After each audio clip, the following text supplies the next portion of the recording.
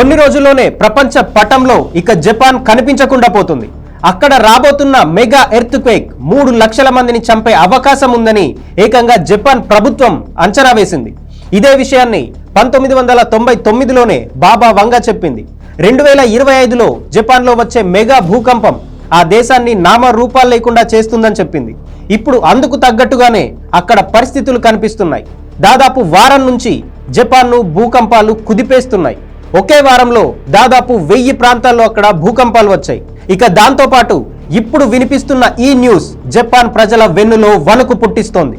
భూమి లోపల దాదాపు 800 కిలోమీటర్ల లోతులో ఉండే నాన్కై ట్రఫ్ అనే ఎర్త్ ప్లేట్స్ ఒకదాన్ని ఒకటి ఢీకొన్నాయి.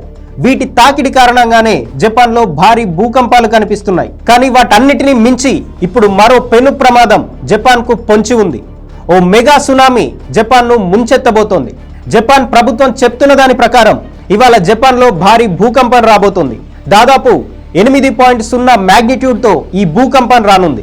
ఈ భూకంపం వల్ల జపాన్లో 3 లక్షల మంది చనిపోతారని అక్కడ ప్రభుత్వం అంచనా వేస్తోంది. అందుకు తగ్గట్టుగానే ప్రాణ నష్టాన్ని తగ్గించేందుకు జపాన్ ప్రభుత్వం ఏర్పాట్లు కూడా చేస్తోంది. సునామీ వస్తుందని ఇలాంటి జ్యోతిష్యులు చెప్పే మాటల వల్ల ప్రజలు పెద్దగా భయపడకపోవచ్చు.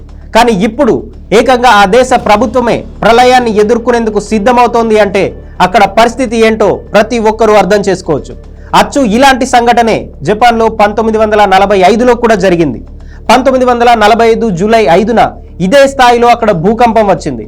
అప్పుడు ఉన్న క్యాలెండర్ని ఇప్పటి క్యాలెండర్తో పోల్చి చూస్తే అంతా సేమ్ కనిపిస్తుంది.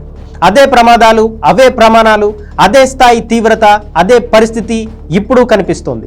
అప్పుడు ఏ స్థాయిలో ప్రమాదం జరిగిందో, ఏ స్థాయిలో ఆస్తి నష్టం జరిగిందో ఇప్పుడు కూడా అంతకు మించి జరిగే ప్రమాదం ఉన్నట్టు తెలుస్తోంది. ఈ ప్రాంతానికి అరిష్టం ఉందని బాబా వంగా 1999లోనే చెప్పారు. ఆ తర్వాత జపాన్కు ఎలాంటి పరిస్థితులు ఉంటాయని ఆమె చెప్పిందో అచ్చు అలాగే జరుగుతూ వచ్చింది. ఇప్పుడు కూడా ఆమె చెప్పినట్టుగానే దాదాపుగా పరిస్థితులన్నీ కనిపిస్తున్నాయి. ఒకేసారి 3 లక్షల మంది చనిపోయే స్థాయిలో సునామీ అంటే అది ప్రళయం అనే చెప్పాలి. అలాంటి ప్రళయాన్ని ఎదుర్కొనేందుకు ఇప్పుడు సన్నాహాలు చేస్తోంది జపాన్ ప్రభుత్వం.